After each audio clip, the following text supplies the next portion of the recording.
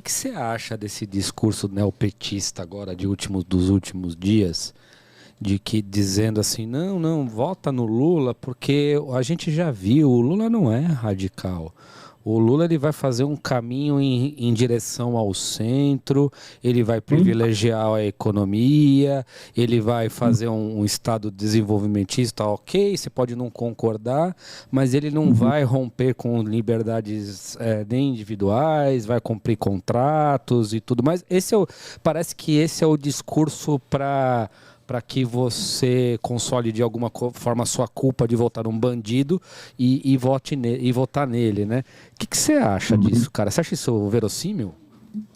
Eu acho verossímil e eu acho que é exatamente o que nós vamos ter até o dia da votação. E eu acho que exatamente essa é a pauta do Lula até o dia das eleições. Ele vai fazer um forte aceno para o centro, ele vai fazer um forte aceno de responsabilidade fiscal, não de forte aceno de responsabilidade fiscal, porque ele já disse que vai romper o teto. Mas o Bolsonaro também não tem interesse nenhum em manter o teto. Vamos deixar isso bem claro. Verdade. Bolsonaro e Lula vão querer destruir esse teto, como o Bolsonaro já fez por meio da PEC dos precatórios. Ele vai precisar destruir esse teto, né? No buraco que ele está se metendo. Pô, é claro. Dando a mão para quem ele está dando, né, bicho? Essa conta vai ter que ser paga. Então, assim, arrebentar com o teto é pauta comum entre eles. Agora, a classe empresarial está desesperada para votar no Lula, e quando você quer muito enxergar uma coisa em alguém, já fica muito fácil. Então, se o Lula fizer bem o trabalho de fazer acenos para o centro, de fazer acenos pró-capitalismo, uma certa economia de mercado, etc., a classe, vamos dizer, a Faria Lima vai abraçar, como já abraçou, pelo menos nesse primeiro turno, e o Lula corre um risco muito grande de ser presidente. Eu acho que agora você tem aí a Tebet, que vai acabar entrando na campanha, e a Tebet teve um desempenho muito interessante, vai acabar entrando na campanha do Lula, e se ele fizer esse discurso mais moderado, tem o Alckmin, né, que fez um baita papel de estrategista nesse contato com os empresários, tentou desfazer a bomba do agro, né?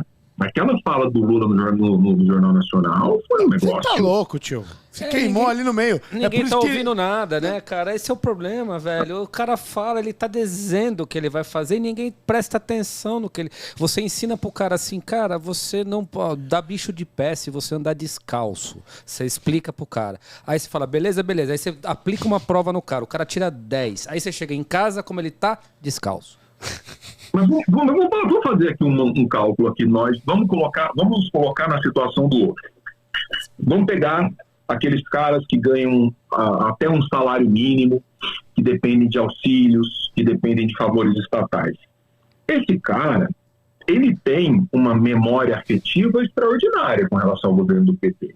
Né? Então, assim, aquela ideia de colocar a gente da família dentro da universidade, você acha que a pessoa pobre, que nunca teve ninguém dentro da universidade, quando o filho ou o sobrinho entra, o cara está pensando assim na qualidade do ensino que ele está tendo, mas não, meu filho está na universidade, meu filho vai ser doutor, não sei.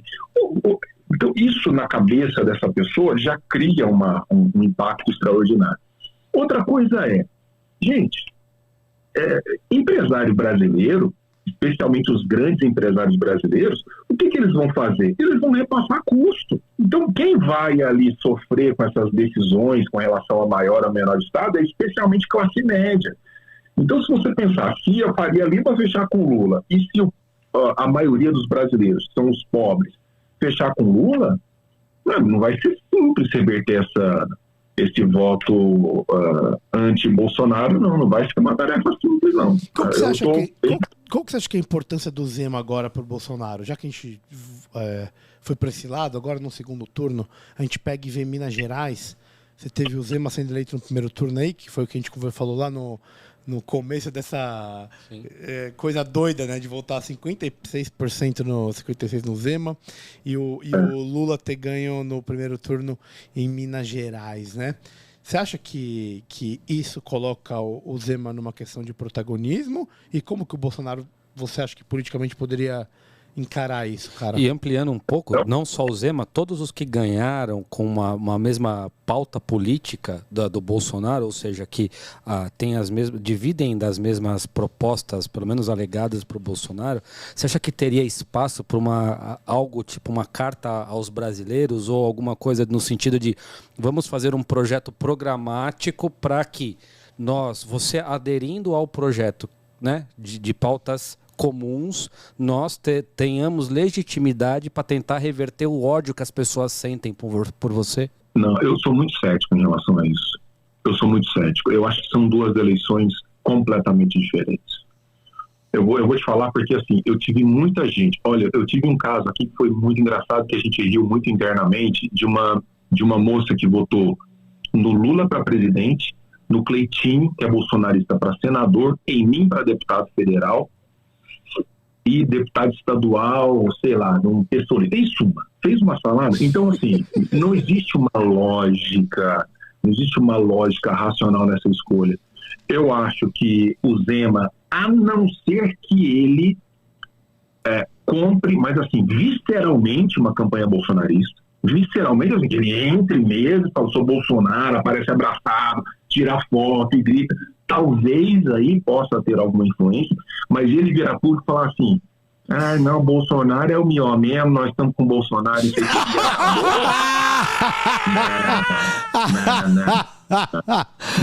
não vai. Mas não é mais de melhor, não? Ele é mais... Não, nós gostamos do Bolsonaro. Cara, não vira. Eu acho que não, pelo menos que o Estado vai continuar rachado. É isso, é só se o Zema entrasse mesmo assim de cabeça para falar assim, tem algum poder de conversão. Então, eu, modestamente, posso estar completamente errado. Eu não vejo esse protagonismo todo aí, a não ser que seja uma compra sanguínea, o que seria não muito interessante para o próprio Zema, né? Que tem pretensões de 2026. Então, aproveitando esse gancho, pode dar uma queimada, né? Pode dar uma queimada. Aproveitando esse gancho, você acredita que em 26, pensando no Zema enquanto presencialmente o maior expoente do Partido Novo, ou o último pilar que restou do templo do Novo que ruiu nessa eleição. Acabou-se. Sobrou uma coluna. Entrou na Kombi e todo mundo voltou junto pra casa. Parecia a bruxa do leste na hora quando joga água, ela dissolve. É isso que mata nós. Mas, enfim, eu falo isso com muita dor no coração. Mas, sim. O legal aqui é que a gente fala a verdade nua e crua, mas dói em todo mundo.